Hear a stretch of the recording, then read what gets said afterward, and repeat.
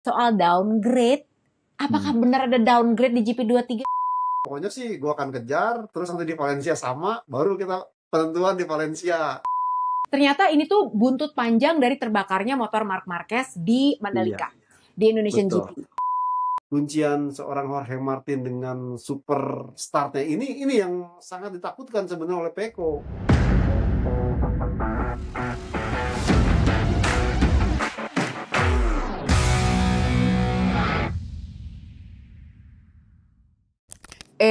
Hai.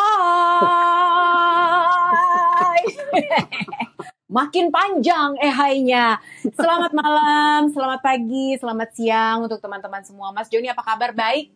Baik. Kunaon ieu teh botak? Ini salahkan Pecco Bagnaia, Jeng. Kenapa? Jadi apa taruhan apa yang aku nggak tahu? Sebenarnya bukan taruhan sih, cuman sekedar kaul ke pribadi gitu. Kalau umpamanya Pecco Bagnaia bisa melakukan menang double win, sprint dan main race, ya saya cukur gitu. Meskipun sebenarnya ada alasan lain. Kemarin tuh di saat touch up tuh pada komplain tuh, ini udah panjang nih, cukur repot gitu. Nah, sekalian kalau itu aku nunggu. Kalau kejadian ya wis, ya udah kejadian lah. Pecco Bagnaia berhasil menang sprint dan menang main race, John. Double win. Jadi itu penyebabnya, ya kan? Tapi terlihat lebih muda loh, Mas Joni. Terlihat lebih ya kan? Padahal nggak botox ya, bukan oplas juga ya, kayak orang-orang sekarang. Jangan lupa, pokoknya kalau Mas Joni oplas atau botox, jangan lupa untuk memperbarui foto paspor, oke? Kayaknya beda soalnya. Iya, soalnya beda. Banyak orang yang sekarang mukanya berbeda gitu kan. Kalau aku dari dulu sampai sekarang begini-begini aja. Cakep enggak, jelek enggak, ngangenin iya. Kalau aku itu ya. Tapi mudah-mudahan teman-teman kita akan mulai langsung. Memang sebetulnya agak hampa ya weekend kemarin karena kan tidak ada race. Tapi minggu ini kita akan akhirnya ketemu race lagi. Phillip Island. Ya. Island, setuju. Ini, sebentar, kalau ngomongin Phillip Island, ini banyak banget yang harus kita bahas ya. Meskipun kemarin nggak ada race, tapi sumpah hari ini paddock talknya nggak boleh dilewatin. Kita langsung saja gaspol, open throttle dengan news flash. Yuk! Nah, di news flash kali ini ada banyak sekali berita yang bisa kita bahas ya Mas Joni sebetulnya. Betul. Tapi aku tuh kan kemarin udah sempat bikin konten buat members, ngebahas tentang Romano Albesiano, terus dari itu Fabiano Serlacchini juga, soal Aki Ayo yang akan ke KTM juga. Nah, sekarang aku pengen tanya dulu ke Mas Joni nih tentang perpindahan ini silly season-nya dari sisi manajerial. Nah, Aki Ayo akan menggantikan Guidotti. Guidotti nih denger-denger katanya dia malah akan kemana nih dia? Ada kabar nggak dia mau kemana, Mas Joni? Kayaknya sih nganggur, Jeng, karena kan posisi di Pramac yang dia tinggalkan kan udah diisi Gino Borsoy. Mungkin katanya dia akan punya planning untuk main di kelas medium atau di lightweight-nya. Ini mungkin bisa gabung ke Italtrans yang saat ini kan Italtrans sebenarnya udah mulai berbenah gitu. Cuman mungkin kurang tepat seorang manajer tim yang benar-benar andal. Sepertinya mungkin Guidotti akan ke sana. Cuman masih belum pasti karena kalau kita melihat ya tidak menutup kemungkinan ada tim-tim lain mungkin yang akan mengambil jasanya Francesco Guidotti. Uniknya sang saudaranya Giacomo Guidotti itu akan menyeberang kembali ke Pramac. Iya katanya ya. Kalau enggak sama Jack Miller, sama Miguel Oliveira. Oke. Nah, Mas Joni sendiri melihat dengan masuknya Aki Ayo megang KTM, apakah ini akan membawa perubahan? Karena sebenarnya KTM tuh dibilang kurang duit enggak gitu kan? Karena kalau kita sama Aprilia jelas KTM Red Bull gitu kan sponsornya duit banyak gitu ya, tapi memang belum bisa mendekati Ducati. Nah, dengan line up yang ada tahun depan yaitu ada Pedro Acosta, Brad Binder, terus udah gitu ada Maverick Viñales, ada Enea Bastianini. Betul. Nah, ada Aki Ayo ini, Mas Joni lihat line up 2025 untuk KTM gimana? Akan lebih solid nggak daripada yang ada sekarang? Sebenarnya kalau melihat romantisme saat Aki Ayo menangani Moto2 dan Moto2, ini dua pembalap Brad Binder dan Pedro Acosta ini memang merupakan buah tangan dingin, tangan emasnya Jeng. Jadi mereka Ya. jadi Aki Ayo yang menggembleng Brad Binder di juara dunia Moto3, kemudian Pedro Acosta yang jadi juara dari Moto3 dan Moto2. Nah, Ya. sepertinya Pete Bearer nih gregetan gitu, padahal udah mengontrak insinyur Italia, kemudian sampai Betul. istilahnya mengajak Francesco Guidotti yang selama ini jadi andalan seorang Jack Miller ke KTM, ternyata hasilnya tidak bagus. Harapannya Aki Ayo yang istilahnya ya tidak terlalu banyak cincong, tapi lebih pendekatan personal dan mampu memberikan istilahnya mungkin motivasi lebih. Ini diharapkan bisa mengenang romantisme di kelas Moto2 dan Moto3. Harapannya Oh. seperti itu. Cuma memang tantangannya mungkin secara ya struktural di KTM bukan hal yang asing buat Aki Ayo. Cuma problemnya adalah ini MotoGP. Berbeda dengan Moto2 dan Moto3 yang dia udah sangat hafal, dia udah sangat mengerti, dan bahkan sebenarnya kan ya ini agak unik juga. Sebelum-sebelumnya kan Aki Ayo udah ditawarin dari 2 tahun sebelumnya untuk menangani skuad MotoGP, tapi dia menampik, menolak. Saya lebih pengen mengasah talenta-talenta muda. Nah, jadi kayak semacam ya istilahnya mematahkan omongannya sendiri. Akhirnya tahun depan dia akan menjadi manajer tim skuad Red Bull KTM Factory Racing.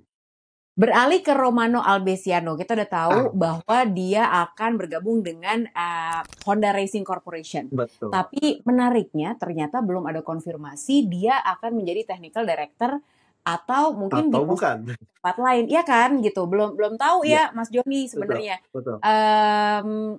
Ken Kawauchi udah dipindahin ke tes timnya MotoGP. Betul, gitu. betul. Nah, jadi sekarang masih ada kayak pejabat sementara lah gitu ya. Kalau sekarang kayak lagi pilkada, nah itu ada pejabat sementara tuh gitu. Nah, tapi sebenarnya gini, yang aku pengen tahu adalah dari Mas Joni pendapatnya, Romano Albesiano ini selalu bersama tim Italia. Iya. Ya dong. Pernah di Kagiva juga ya, kalau nggak salah ya? Pernah Kagiva dulu banget. Itu ya. gantiin Gigi Dalinya di Aprilia gitu kan, terus Gigi Dalinya ke Ducati. Nah, dia itu kan selalu bersama tim Italia yang mana memang kultur kerjanya berbeda. Nah, apakah Mas Joni melihat ini kan Honda memang lagi melakukan pembenahan besar-besaran nih secara manajerial. Apakah dengan masuknya Romano Albesiano ini Honda menurut Mas Joni melakukan perubahan secara kultur atau enggak? Karena aku nggak akan nanya nih dia akan bawa perubahan apa gitu, karena itu kita juga nggak tahu ya. Menurut Mas Joni akan fit in nggak dengan kultur Italia tadinya, atau mungkin mereka akan menjadi seperti Yamaha gitu yang sekarang sudah mengadopsi kultur Eropa dimasukin ke dalam kultur Jepangnya gitu. Jepang. Saya melihat justru ya ini Honda sebenarnya berkaca kepada Yamaha yang sebenarnya lebih dulu melakukan istilahnya perubahan manajerial. Jadi kalau kita melihat di Yamaha ini kan tidak terjadi perubahan yang signifikan seperti yang dilakukan KTM gitu, yang akhirnya comot Ducati jadi Ducatiisme di KTM.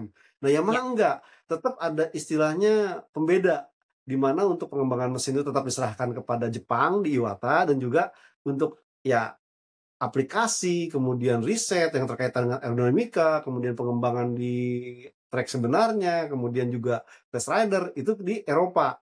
Makanya saya melihat sih pada saat Max Bartolini gabung, dia kan disebutnya technical director, Jeng.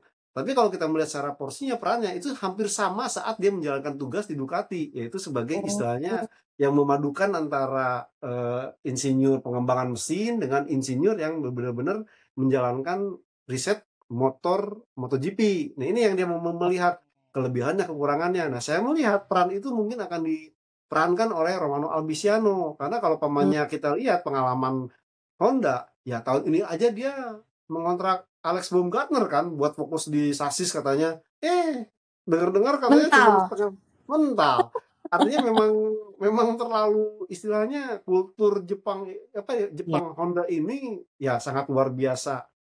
Ya istilahnya apa ya? Benar-benar tidak bisa digoyahkan. Konservatif ya. Itu yang nama saya melihatnya Albesiano hanya sekedar istilahnya bahwa dia punya kelebihan yang sempat dikembangkan Aprilia, plus saat ini kan sektor Honda sendiri di bagian artinya bukan motor yang dibalapkan, tapi motor yang didesainkan itu sudah sekarang benar-benar berkaca ke Eropa. Bagaimana dia mengontrak seorang Alex Espargaro. Harapannya feedback Alex Espargaro dengan adanya Abesiano ini jadi sinergi Jeng. Jadi tidak kayak sekarang Jarko pengennya itu, Nakagami pengennya ini, kemudian Luca Marini apa, kemudian Joan Mir begini. Jadi benar-benar nantinya dari fokus Alex Espargaro, kemudian dipelajari oleh Albesiano. Nanti Albesiano mungkin akan menjadi jembatan nih. Oh mungkin mesinnya mesti begini, mesinnya mesti begitu. Karena kalau secara, ya saya sebenarnya paham kalau hal ini dilakukan sejak dari dulu, minimal ya dari test rider lah. Jangan Stefan Bradl mulu gitu, mesti benar-benar berpengalaman. Ini baru istilahnya berkaca ke sana, dan dia kemudian melihat progres yang sebenarnya dikembangkan oleh Yamaha itu pada saat mereka mendatangkan sebenarnya bukan sosok yang istilahnya sangat berpengaruh di Ducati, cuman bagaimana si Yamaha ini istilahnya mensinergikan antara apa yang diriset di Jepang terkait dengan mesin, kemudian dengan kemampuan riset atau squad Yamaha di Eropa yang terkait dengan balapan yang hasilnya saya rasa cukup bagus. Dan ya meskipun kemarin efeknya apa, Quartararo sempat kesel kan, habis bensin lagi. Nah dari sini Honda melihat, loh Yamaha kayaknya efektif nih, pembalapnya cuma 2, tapi dia cuma datangin orang yang ahli, istilahnya menggabungkan apa yang diinginkan oleh pihak Jepang, ya Yamaha Jepang dengan apa yang di Eropa, itu akhirnya mulai menunjukkan hasil. Dan bahkan ya Quartararo sih, ya kalau dari roman-roman mukanya untuk motor 2027 sih kayaknya udah ada gambaran jelas seperti apa performanya. Mungkin ini yang membuat Honda akhirnya ya apa ya, ikutan tren Jeng. Jadi apapun kuatnya pasti direktur tekniknya atau orang tekniknya asal Italia. Kecuali mungkin ya itu tadi satu. Ya saya harapkan sih ya paling tidak sekarang KTM kan, KTM udah kayaknya udah kapok gitu.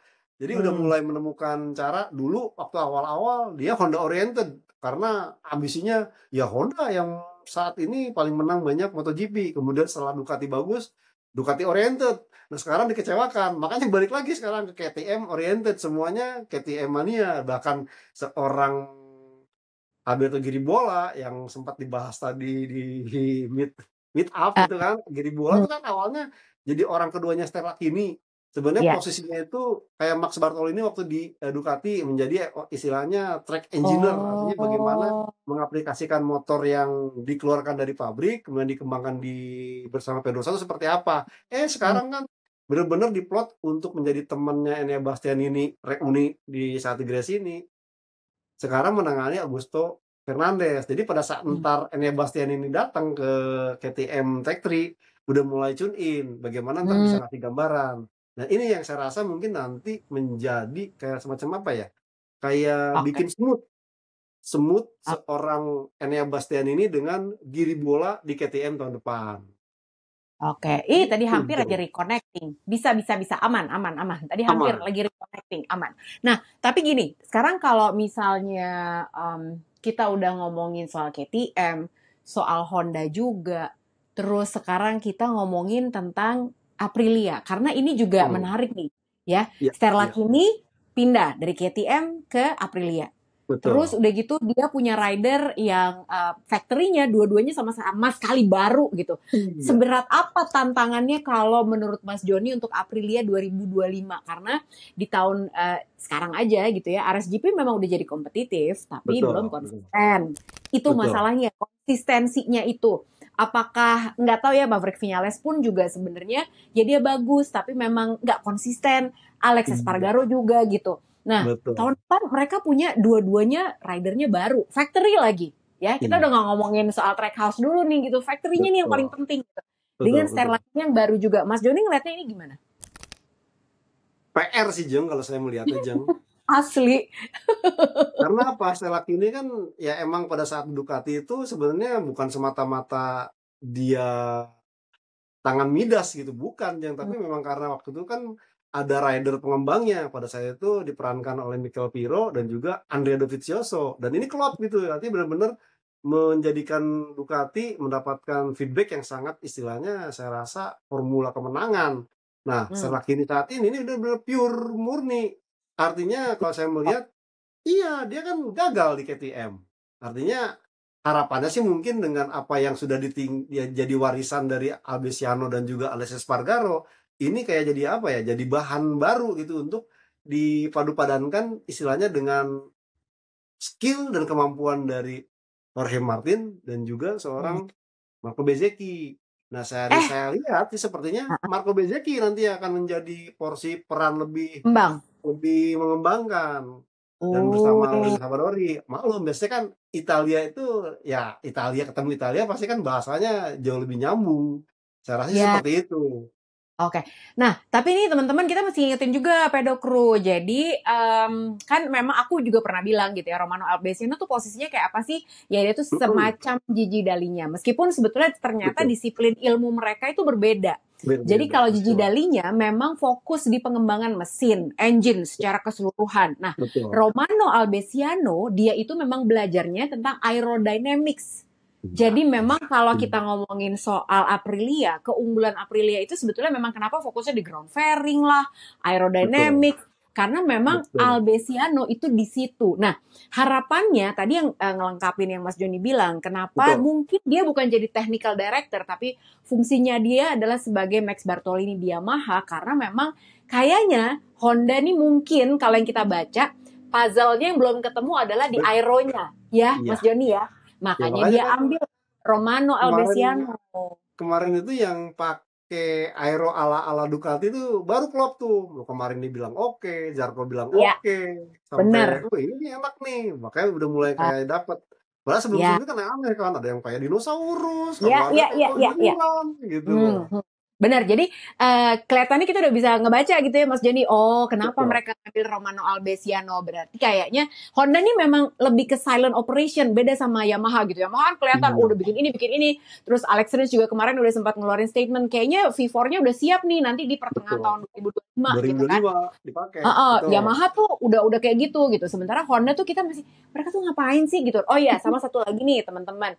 Banyak banget orang yang suka menyalahkan Alberto Puig juga. Bilangnya ini Honda tuh gara-gara Alberto Puig nih makanya begini. Kaget begitu.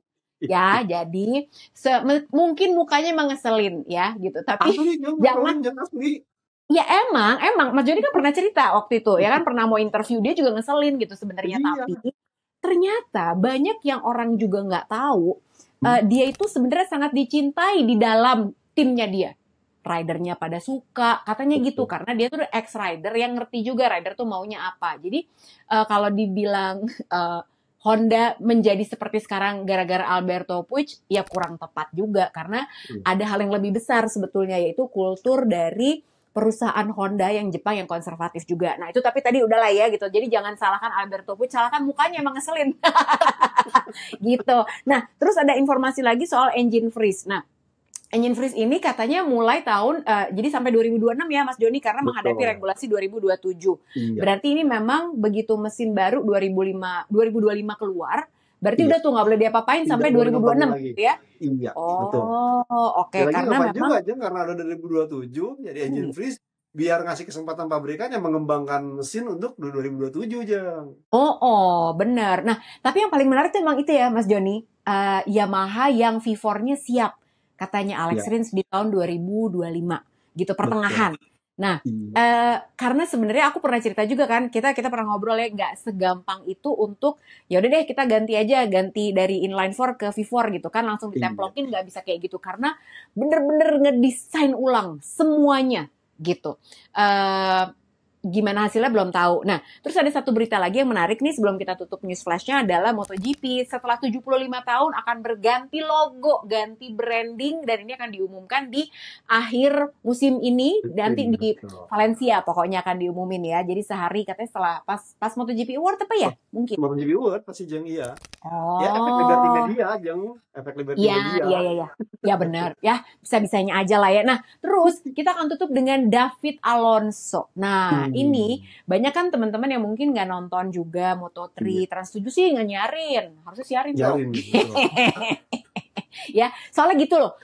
Moto3 itu adalah salah satu bagian yang paling seru setiap kali race menurut aku. Karena emang David Alonso tuh gila nih, orang emang kagak ada lawan ya. Masih 4 round lagi, tapi dia udah terkonfirmasi menjadi juara dunia. Nah, banyak teman-teman juga yang menanyakan kenapa sih dia disebut baby goat. Terus dia itu Kolombia apa Spanyol sebenarnya, dan apa menariknya si David Alonso ini? Mas Joni coba cerita deh tentang si David Alonso ini. Sebenarnya kalau melihat David Alonso ini jujur-jujur kata tuh dia punya dua kewarganegaraan Jeng, Spanyol dan Oh, Kolombia. Spanyol dari bapaknya Spanyol lagi. Alonso dan ibunya Gomez dari Kolombia. Nah, Oh. ketimbang sepertinya tuh karena kan dia dibina dididik oleh Aspar Tim dari mulai umur 11 tahun sampai Mm-mm. kemudian dia juara Film Chef Junior, Red Mm, Bull Rookies, dia yang kemudian dia cukup tampil bagus sampai akhirnya dia juara mm. dunia. Ini kan Aspar memang dari Spanyol. Kemudian mungkin wah nggak enak juga nih Moto3 kayak didominasi Spanyol-Spanyol mulu. Ya udah deh, diganti. Nah, saya jadi kepikiran tuh, kenapa nggak Indonesia cari pembalap yang dua kewarganegaraan ya? Mungkin Spanyol Milisia Naturalisasi gitu. dong. Kan itu rame juga, Jong. Nggak ikutan, nggak ikutan, nggak Ya, ikutan. nggak. Kita balik lagi. Kenapa disebut baby goat? Hmm. Karena dia sebenarnya baby ini karena emang di kelas lightweight atau di kelas capung istilahnya di kelas paling Ya. dasar.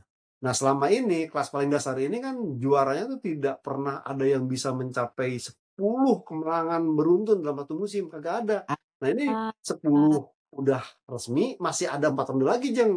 Nah Ya. kalau sampai kejadian dia menang nanti di Phillip Island, itu rekornya menyamai seorang the real GOAT Valentino Rossi di kelas capung, di mana belum pernah ada yang menyamai kemenangan 11 kali menang kelas capung di satu musim.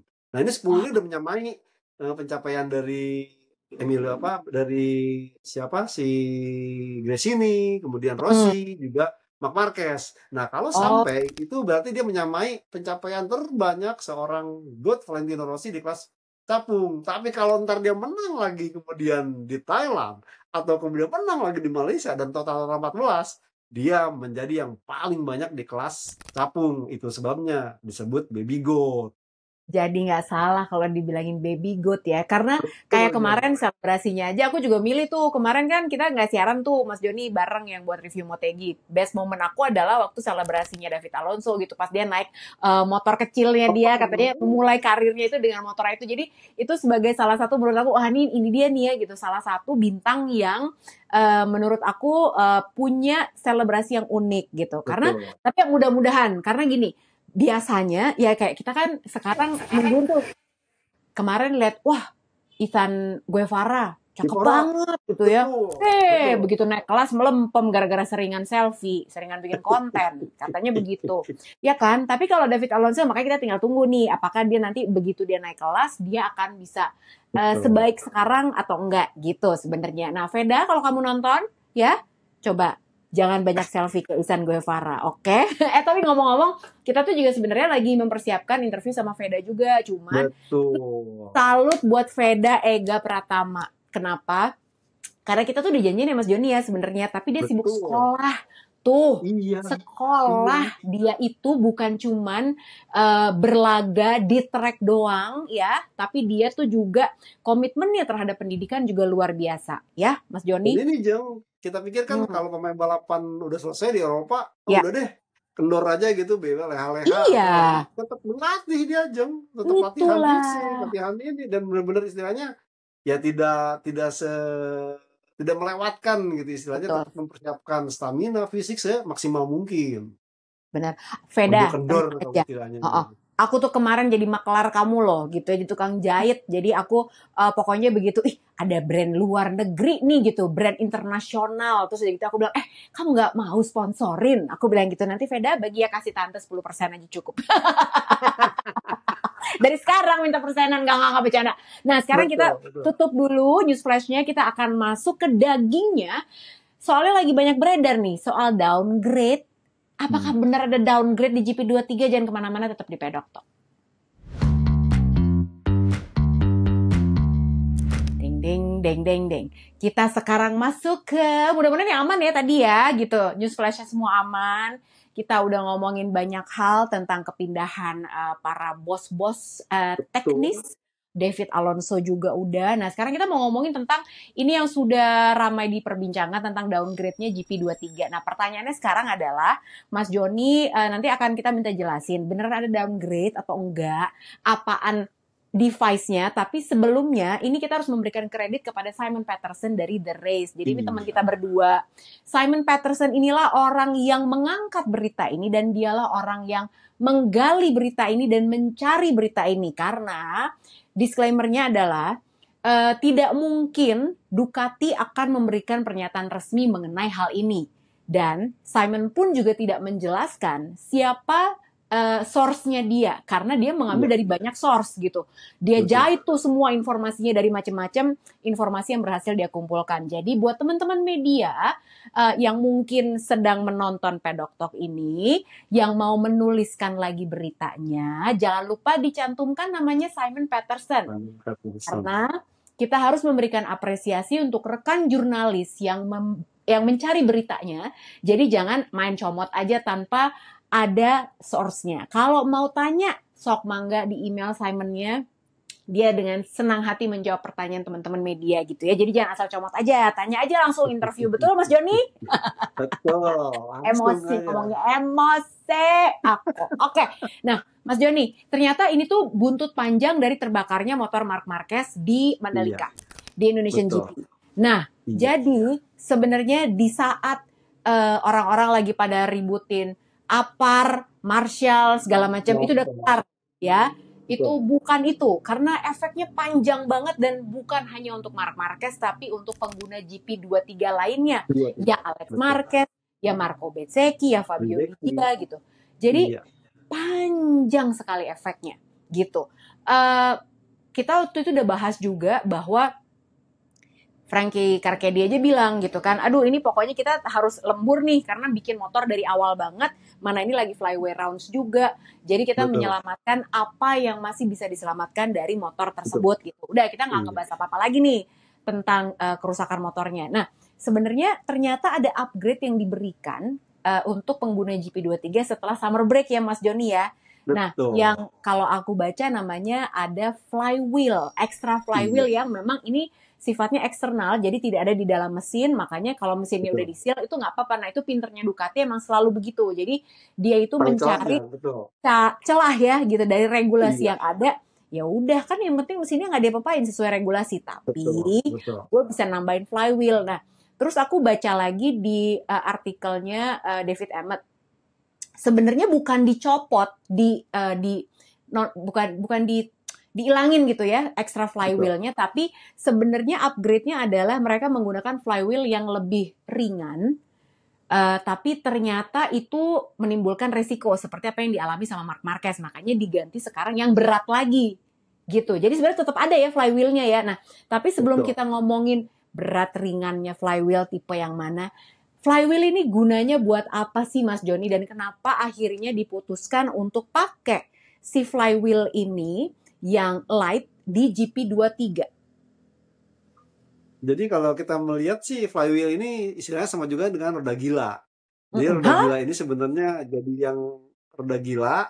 Dan ini kalau pamannya kita bayangkan mesin, ini mesin itu berupa dari piston ini bekerja secara turun naik. Nah itu ada bagian yang menyambung ke flywheel. Flywheel ini yang nantinya yang mempertahankan kinerja dari si piston ini sambil juga mengumpulkan tenaga atau kemampuan dari efek putaran yang menghasilkan power yang nanti disalurkan baik ke rantai, baik untuk tenaga listrik dan lain sebagainya.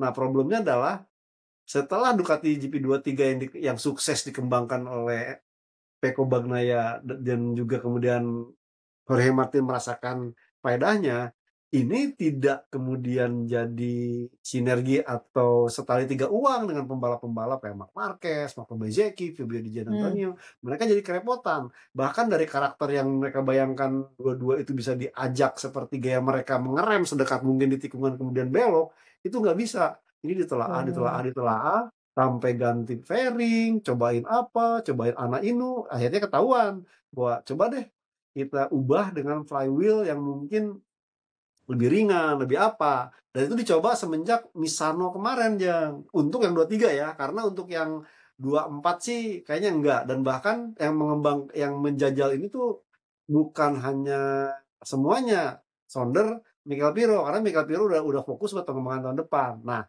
dari gaya ini mereka merasakan udah ada perubahan, bisa mirip-mirip Hmm. dengan gaya 23, cuman tadi bahwa dengan perubahan sampai Dua empat. dikatakan yang 23 nih Oh, mengganti oke oke. flywheel-nya di saat di sana ini diketemukan istilahnya pembalap mulai, "Oh iya dapat nih, ini begini begini begini begini," gitu. Oh, Jadi oke. mulai merasakan sampai akhirnya Marc Marquez pun pede gitu, karena memang problemnya pada saat dengan menggunakan yang lama, dia nggak dapat time attack. Begitu juga Hmm. Bezeki nggak dapat time attack. Nah, untuk balapannya sebenarnya sih mereka untuk race pace itu tidak ada masalah. Cuma kan kalau race pace bagus tapi start juga di belakang, ini Ya, agak ya, ya. merepotkan. Makanya apa Hmm. nih yang dicari? Flywheel-nya yang sebagai bahan yang mungkin menjadi ini agak diringankan bebannya sehingga mungkin lebih bisa istilahnya sempat kita ngobrol. Ini dengan flywheel yang diringankan, ini mungkin bisa over rev. Maksudnya over rev itu RPM-nya bisa lebih tinggi, jadi power-nya bisa lebih meningkat. Cuman problemnya adalah di saat mesinnya ini tidak diotak-atik dan cuma flywheel yang diotak-atik, jadi ringan, tentu kinerja dengan ini makin muternya makin makin lebih cepat, Jeng. Dan memang Hmm. menghasilkan power yang lebih mumpuni, mungkin akselerasinya bisa sepadan. Cuma lagi-lagi bahannya seperti apa? Kalaupun umpamanya mungkin dia mengganti dengan bahan yang lebih canggih, itu Hmm. malah ntar melanggar peraturan. Itu dia Oke. efeknya kemarin yang kerasa banget ya Marc Marquez yang memang dia paling istilahnya mengerahkan segala kemampuan karena dia ingin bisa istilahnya start di posisi terdepan, Ya. bleduk. Karena efeknya Oh, memang materinya tidak kuat untuk oke. diajak bergasing berputar-putar. Awalnya mungkin dengan yang berat hanya si putarannya menghasilkan misalkan 100. Nah, dengan yang ringan ini bisa 2 kalinya atau bahkan bisa 10 kali lipatnya. Artinya makin Hmm. makin cepat. Panas yang ditimbulkan makin tinggi. Ditambah kemarin kan ya Mandalika terkenal dengan suhu yang cukup tinggi, Jeng. Oh, tanya Pak Guru. Tadi kan Mas Joni sempat bilang bahwa sebetulnya mesin ini jadi lebih powerful juga. Nah, Iya, kalau kita ngomongin tentang keunggulan GP24, seingat aku adalah salah satunya bukan hanya akselerasinya, bukan hanya powernya, tapi engine betul. brake-nya juga. Iya, Nah, iya. apakah sebetulnya akhirnya dengan adanya si flywheel yang bahannya lebih ringan dan mesinnya performanya juga jadi lebih besar gitu ya, lebih powerful. Nah, engine brake-nya sebenarnya Nah, belum ketemu solusinya. Nah, itu ngaruh iya, ke situ nggak sih, Mas Joni? betul aja. Jadi memang Oh, kayak flywheel ini efeknya tuh macam-macam, nggak cuman nambah kecepatan, engine mm-mm. brake, bahkan mungkin pasokan listrik untuk elektroniknya juga bermasalah, kemudian Ya. mungkin istilahnya putaran distribusi tenaga ke ban belakangnya jadi lebih cepat, mapping elektrik jadi berubah. Jadi memang mengubah flywheel aja, ya banyak turunannya yang akhirnya juga berubah. Mm-mm. Makanya yang paling kena, yang paling mungkin ngulik, ya Marc Marquez. Akhirnya Marc Marquez yang istilahnya kena duluan. Saya yakin mungkin kalau mamanya Bezeki, kemudian Alex Marquez, Gian Antonio melakukan apa yang Marc Marquez lakukan, mungkin kemarin yang beleduk nggak cuman Marc Marquez, Jeng. Banyak. Makanya akhirnya Iya, diputuskan sama Ducati, udah pokoknya nggak ada flywheel yang lebih ringan, kita balikin lagi flywheel yang betul. seperti semula gitu ya. Jadi flywheelnya tuh tetap ada Mhm. ya guys, gitu bukan berarti Tetap oh jadi tetap. nggak pakai flywheel, enggak, tetap ada. Tapi Nggak mungkin, eh, Jong, kalau nggak ada flywheel ya nggak bisa makanya, distribusi power atau mengeluarkan oh power. oh Nanti kan harus tetap ada. malah ya cuma Tapi langsam aja. betul, cuma jadi downgrade-nya itu ya kita mesti jelasin juga bahwa ini bukan ada parts yang dikurangin bukan, tapi ini jenis Bukan. bahan yang digunakan ya. Tadinya mungkin jadi Iya. lebih ringan, emang aslinya berat, tapi kemudian Berat, ganti jadi yang lebih ringan, ringan, sekarang dibalikin ringkih. lagi gitu. Ini Betul. kayak gitu. Jadi Mas Joni setuju nggak kalau dibilangin ini sebenarnya downgrade? Sebenarnya ya kan Technically? pinter-pinternya kan ini kan diksi dari jurnalis karena dia Iya, melihat iya, iya. ya awalnya standarnya mungkin lebih bagus karena dipakai yang baru makin jelek ya Ya, berarti dibilang ini downgrade. Mungkin kalau betul. mamanya dipakai yang baru ini hasilnya hampir mirip dengan yang lama, mungkin tidak akan dikatakan downgrade, Jeng. Iya, benar benar benar. Karena gini, sebenarnya ini kan berhubungan juga sama, aduh, ini tuh emang susah ya ngejelasinnya sama inersia, ya. Iya. Jadi kalau GP24 itu kenapa mereka tidak direpotkan dengan flywheel yang lebih ringan atau lebih Iya, berat gitu. Karena memang betul. GP24 itu inersianya udah lebih sedikit daripada GP23. Dan mereka Mm-mm. elektroniknya juga lebih mumpuni untuk mengatur Betul. ini dibandingkan GP23. Sebenarnya gitu 23. teman-teman. Jadi bener nggak sih Mas Joni, kalau yang pernah aku baca juga, jadi memang kenapa, aku lupa nih kita pernah bahas apa enggak, GP23 dan GP24 itu secara desain motor itu memang berbeda. Jadi GP24 itu memang lebih ceper, lebih low Iya, betul. dibandingkan GP23. 23. Dan makanya emang beda, karakteristik mesinnya itu beda gitu. Betul. Jadi emang kalau kita ngarepin upgrade yang plek-ketiplek sama, cepet sama kayak GP24 nggak bisa, karena secara tinggi motornya aja udah beda gitu. Udah beda. GP23 tuh lebih tinggi ya Betul. daripada GP24, bener nggak sih Mas Joni? 24, betul. Betul, Jang. Itu kan untuk istilahnya mengantisipasi Iya, berbagai macam efek. Cuman tidak menutup juga banyak efek yang kejadian, istilahnya redress device-nya stuck lah karena terlalu pendek, kemudian iya, problem tidak bisa di-lock-in untuk eh, host device-nya. Tetap ada mm-mm, berbagai macam kendala, meskipun ya so far ya karena memang pabrikan, hmm, artinya pada saat ada masalah diulik, kemudian barangnya kalau mamanya nggak ada langsung datangkan, tidak ada masalah. ya Sementara kan betul. yang satelit kan memang problemnya ya udah barangnya adanya itu. Kalau mamanya mau ini lagi ya ya cuan lagi lah, duit lagi mana baru kasih ya. Ya problemnya tetap akhirnya bahwa perantinya atau perangkatnya atau spare partnya itu tetap mentok di soal budget dari tim satelit itu sendiri. Betul. Jadi memang makanya kenapa Marc Marquez tuh kemarin emosi banget gitu ya waktu Iya, kejadian di Indonesian GP, karena dia itu bisa dibilang masih sebelum kejadian dia itu masih punya kans untuk bisa jadi juara dunia loh. Ya. Ya nggak sih iya, Mas Joni? Tapi ya sekarang dia ya udah settle aja untuk posisi ketiga lah, rebutan tuh sama Enea Bastianini, karena secara betul. hitung-hitungan poin sebenarnya udah cukup jauh gitu. Nah, ada lagi yang Mas Joni mau tambahin untuk tentang flywheel atau GP23 ini sebelum kita beralih ke prediksi Australian GP? Ya saya rasa sih ya dengan tetap artinya bahwa GP23 ini meskipun Pecco Bagnaia bersikeras ini motor juara, Mm-mm. tetapi karena memang yang mengembangkan nama ini seorang Pecco, ya pembalap-pembalap lain pun kerepotan. Artinya apa? Tahun depan pun meskipun nanti Marc Marquez menjadi tim pabrikan, kemudian Pecco yang mengembangkan, tetap kayaknya sih ya Pecco tetap harus diperhitungkan. Meskipun kalau kita tahu seorang Marc Marquez bisa istilahnya mengekstrak motor yang dikembangkan jauh lebih baik sebagaimana dia pernah lakukan di squad pabrikan sebelumnya. Benar, ya itu sih sebenarnya kenapa akhirnya Gigi Dalinya memilih Marc Marquez. Kita udah pernah bahas juga, karena biar dia tuh punya dua rider yang karakternya berbeda. Satu yang Iya, textbook, yang benar-benar betul, bisa memahami apa yang dipengenin sama Gigi Dalinya, karena Peko sama Gigi Dalinya otaknya tuh sama sebenarnya gitu ya, iya, pinternya sama. betul. Nah, kalau Marc Marquez beda lagi gitu, cara dia Iya, untuk mengeksploitasi motor tuh beda. Makanya di situ Gigi Dalinya mungkin pengen belajar juga dari Marc Marquez, gimana sih caranya lu gitu, karena betul. biar ya kan kita punya pemaparan apa ya, paparan yang beda itu nambah ilmu juga gitu ya Mas Joni ya. Iya, Jangan kalau setuju. punya sesuatu feedback mah jangan defensif, makanya belajar ya nggak Mas Joni. Betul. Setuju. Nah sekarang kita langsung lanjut Mas Joni, kita ngomongin soal Australian GP. Nah, akhir pekan ini adalah ronde ke berapa sih? Ini 17 17. 16, 17 ya? 16 ya? 17, 16, 17. 17, 17, Kebanyakan nih gue. 17, 17, 17 benar. 17, Thailand Nah, 18, ketemu Malaysia 19, baru Valencia 20. Mas Joni, udah bikin ini belum PR-nya? Kan tadi aku minta, Mas Joni udah bikin perkiraan cuacanya belum buat si Australian GP? Iya 17, GP Tetap 17. Bener tuh, aku tadi tetap ngecek. tetap itu Jang, tetap Apa? unpredictable karena kondisinya apa? Australia di saat akhir musim kan cuacanya ya gerimis-gerimis gemes gitu loh, kecuali kalau mamanya Australia di awal musim. Ya, Makanya kenapa Australian Open di awal musim kan terbalik suhunya dengan yang di garis garis khatulistiwa utara dengan selatan. Ini bener darah nih. under. Aku lagi ngeliat ya, ini adalah di ya Victoria State lah ya gitu kan, state-nya Iya, itu di betul. Victoria. Jadi jeng jeng jeng jeng. Minggu depan ya. Minggu depan sih. Betul. Nah, gini.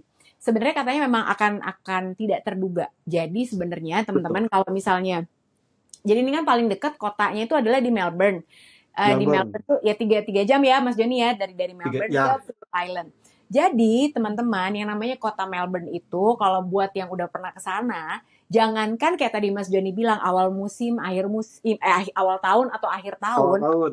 Iya. kapanpun itu yang namanya Melbourne itu bisa punya 4 musim dalam satu hari. Bisa pagi-pagi Tuh. keluar dingin banget, tiba-tiba Betul. beda 30 menit kenapa panas banget, terus tiba-tiba Iya. angin banget. Nah, apalagi Phillip Island ini adalah terletak di pinggir laut yang mana cuacanya amat sangat cepat berganti. Nah, kemarin aja di Motegi kan juga gitu ya, karena dekat laut bukan? Dekat Motegi. gunung kalau dia. Oh iya dekat Kalau gunung. Motegi Oh dekat dekat laut gunung. Misano. Ya di Benar. sana iya. Iya, Cuma kan Mandalika juga. betul. Nah, kemiripan misalnya dengan Mandalika itu kan datarannya rendah jang ke pantainya. Kalau Ya. pamannya Phillip Island kan ini kan pulau tinggi udah kayak Tanjung. Jadi bener-bener si anginnya tuh angin yang bukan angin gede banget gitu loh. Dan itunya lagi kan datang dari angin dari kutub selatan Jeng, yang kadang-kadang kalau pamannya lagi dingin ini bisa bikin suhunya dingin, bawa awan mendung dan Mm-mm. ya perkiraan sih bakal bener-bener penuh kejutan Jeng, seperti Ya. ya 2 musim terakhir saat dimana Mm-mm. Alex bisa menang, kemudian tahun lalu Johan Jarko, dan kalau melihat karakternya dan juga banyak kemenangan di 4 musim terakhir, sebenarnya sih saya bukan berharap ya, cenderung agak sedikit mengandalkan Marc Marquez karena apa, ini karakter Phillip Island ini kan ya banyak kirinya Jeng, Oh anti iya. clockwise. Oh iya Mestinya benar. sih Marc Marquez nih setelah dibuktikan ya di sirkuit-sirkuit yang kiri, bagaimana kemarin di Aragon dia luar biasa, kemudian kemarin di Misano dengan cuaca yang berbeda luar biasa. Ya, ini Phillip Island ini kayak kombinasi dari Aragon dan Misano. Aragon yang cuacanya, dan saya dengar-dengar katanya di beberapa bagian juga diaspal ulang lagi Jeng. Artinya Oh, benar-benar ini harusnya makanan empuk buat Marc Marquez. Dan waduh. sebelum sebelum dia bisa meramaikan, terus yang duel persaingan Peko dan Martin jadi ya istilahnya terganggu gitu kan, bener-bener sesuai apa yang diharapkan oleh Peko Bagnaia. Pokoknya sih gua akan kejar, terus nanti di Valencia sama, baru kita penentuan di Valencia waktu kemarin naik Wah. podium. Tapi bisa juga di Malaysia loh. Makanya tergantung nih, ya kan? Nah, Allah. Mas Joni, ini sisa poin tinggal berapa ya untuk diperebutkan Peko sama Martin ya? Berarti kan sekarang 17, 18, 17. 19, 24 kan. 4 Heeh. kali 37. 37 Heeh. itu berarti 150-an aja. 150-an. Nah, dengan Iya, kondisi sekarang Martin masih memimpin, selisihnya 10 poin doang ya? poin, betul. Heeh. Cuman nggak aman nih, Martin harus bisa melakukan aksi manuver finish di depan Francesco Bagnaia di 2 ronde maksimum. Oh Karena gitu. kalau dia bersikeras, dia tetap gue di belakang terus, ya kegerus sama Peko. Apalagi kalau Peko ya kayak kemarin di Motegi 2 kali menang, 2 kali menang, 2 kali menang, nggak kelar. Makanya Tapi Martin ya mungkin entahlah, Martin mau berkongsi dengan para Spanyol, dengan Marc Marquez, dengan apa untuk membendung Peko Bagnaia agar dia bisa finish di depan tuh mungkin bisa. Apalagi kan kalau kita lihat di beberapa ronde terakhir, kuncian seorang Jorge Martin dengan super startnya ini yang sangat ditakutkan sebenarnya oleh Peko. Karena Peko kan kemarin 5 ronde terakhir masalah mulu dengan kopling yang katanya tuh kopling ala alam Jorge Martin, tapi Peko Bagnaia nggak mau bilang bahwa iya gue pengen yang kopling sama Jorge Martin di motor gue, dia nggak mau bilang, makanya gedut mulu. Nah Martin udah mulai ketemu, dan ini memang ya Peko harus segera bisa mencari solusi terkait kopling untuk start yang bagus, minimal bisa meredam Jorge Martin. Kalau Jorge Martin misalkan ntar start di front row bareng Peko Bagnaia, wah udah pasti kelibas terus di startnya, pasti whole shot menang Jorge Martin. Iya. Ini kan clutch yang Mas Joni bilang formulasinya si Jorge Martin kan. Makanya Peko nih mau coba untuk mengadaptasi apa yang dilakukan sama Jorge Martin gitu ya sebenarnya ya. Connecting Jeng. Nah, Kemarin tuh aku juga sempat denger loh, Tardozzi bilang katanya, tahu nggak sih, rasanya ya, perasaan aku, Peko udah menang 8 kali. Dan dia mencatatkan sebagai Italian winning yang ke-900, ya kan? 900. Betul, Oh, betul. jadi Italian rider, pokoknya yang siapapun ya kemarin harusnya yang menang, itu mencatatkan menjadi rider Italia yang ke-900, pokoknya menyumbangkan kemenangan. Nah, uh, Davide Tardozzi bilang kan gitu, sakit loh. Rasanya tuh kayak luka yang terbuka. Melihat Peko Bagnaia udah menang 8 kali musim ini. Masa masih posisi kedua? Katanya gitu. Ya bes. Itu. Nah, iya kan? Kesel nggak gitu? Padahal menang ini tuh lebih banyak daripada Jorge Martin sebenarnya. Nah, tapi gini, Mas Joni, kalau aku tuh nggak tahu kenapa. Iya namanya juga tebak-tebakan ya. Kalau salah ya nggak Ya, apa-apa. Kalau benar aku akan beralih profesi menjadi dukun abis ini. Ya kan buka konsultasi aja. Kalau tebakan gue bener terus mah gue jadi dukun aja. Tapi melihat kemarin di Motegi, menurut aku memang apa yang dikatakan Gino Borsoi bahwa tahun ini adalah Martinator 4.0 Martin itu 4.0. benar adanya karena Iya, dia udah jelek banget di P11 betul. startnya Betul. ya, Iya. jelek di sprint, jelek banget. Dia aja bilang gila gue jelek banget udah kayak rookie, dia bilang gitu. Kayak rider Moto3 aja nih, nggak pinter sama sekali.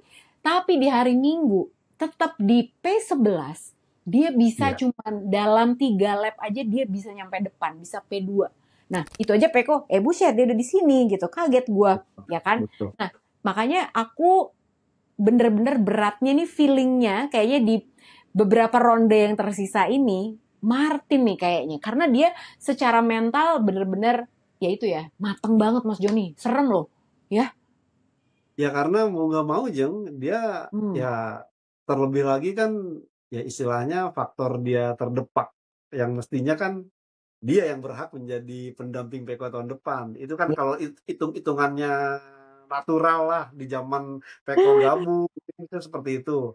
Jadi Ya. dia juga sadar bahwa dia punya ambisi untuk bisa mengalahkan dan juga dia istilahnya tidak mau sekarang tuh dia juga agak sedikit ini Jeng kalau pemain boleh dibilang tuh tidak terlalu belak-belakan Jeng. Artinya Enggak. benar-benar kata-katanya kata bersayap gitu loh. Jadi benar-benar Iya dia iya tidak iya. mau menunjukkan jadi kalau pemainnya ngobrol sama Peko pun kan dua-duanya tuh ya udah tanggap-tanggapin doang tapi kata-katanya tuh tidak istilahnya orang tahu apa sih ini maknanya jadi benar-benar saya melihat Martin pun istilahnya mampu meladeni Cywar yang diberikan oleh Francisco Bagnaia yang Asli. kemudian ya Francisco Bener. Bagnaia udah waduh udah kelihatan dari body language-nya Martin ya benar-benar sulit apalagi kan ya Marc Marquez menjagokan Jorge Martin, Enea Bastian ini menjagokan Pecco Bagnaia. Padahal dua-duanya ini sebenarnya ya bukan tanda petik dia juga mengincar. Syukur-syukur nih mereka berdua duel terjadi kesalahan kan.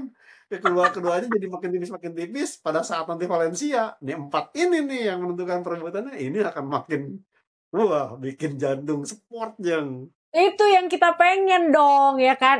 Tapi Mas Joni, kita tuh belum bikin taruhan loh gitu. Teman-teman kita tuh tadi ketemu ya sebenarnya siang ini, tapi rencananya mau bikin konten. Tapi teman-teman pedok crew yang ikutan meet up sama kita hari ini, pertanyaannya banyak banget. Jadi Mas Joni tuh jumpa fans, makanya akhirnya kita terpaksa untuk melakukan konten ini jadi online lagi gitu. Tapi nggak apa-apa lah online gitu karena lagi. mereka tuh banyak banget pertanyaan ke aku, ke Mas Joni juga, dan kasihan kan gitu. Maksudnya ini memang kesempatannya mereka dan mereka tuh minta sama aku, ayo dong ajak Mas Joni dong segala macam. Cuman emang terus tadi juga rame jadi ya udahlah gitu. Nah, tapi kita tuh sebenarnya belum memutuskan Mas Joni mau jagoin siapa, aku jagoin siapa. Kalau kayak waktu itu aja Marc Marquez atau Enea Ya, Bastian ini kan kita udah bikin taruhan tuh Mas betul. Joni.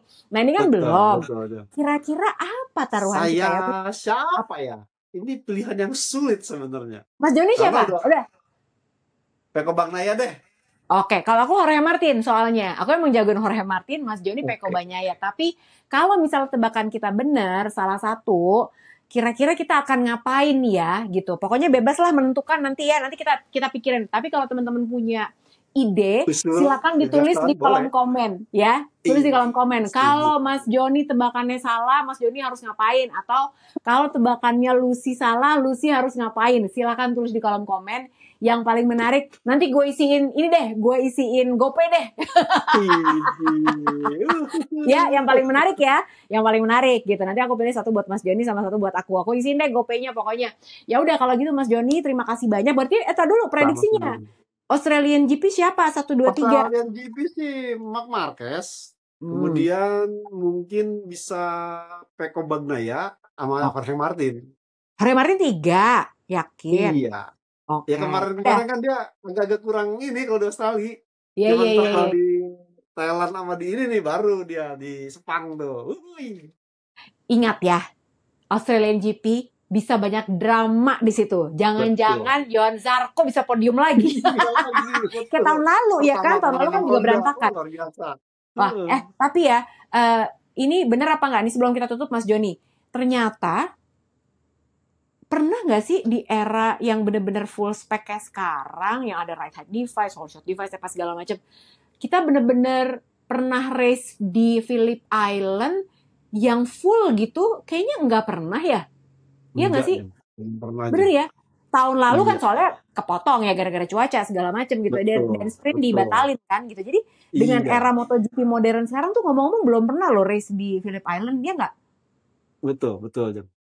Kebanyakan sih ya benar-benar pakai right device ya. Kalau yang sebelumnya bisa. Kalau yang sebelumnya pernah ada belum ya. Dan bahkan 2013 aja kan pernah gara-gara ban. Mesti flag to flag gara-gara ban, bukan karena aturannya. Gara-gara bannya nggak kuat 10 lap, harus lap 10 itu harus ganti ban. Nah, Marc Marquez tuh sebenarnya harusnya menang tuh karena dia istilahnya nakal. Harus 10 lap, dia 11 lap didiskualifikasi. Oh, nah bener kan? Jadi bener nih. Jadi ini yang menentukan, ini seru juga nih. Makanya kenapa jangan sampai kelewatan Australian GP, karena ini bisa menjadi kalau cuacanya mengizinkan. Ini akan menjadi ini pertama kali loh dengan segala macam right hand device dan teman-temannya itu akan menjadi race pertama di Australian GP, karena sebelumnya ya masih era yang dulu gitu ceritanya.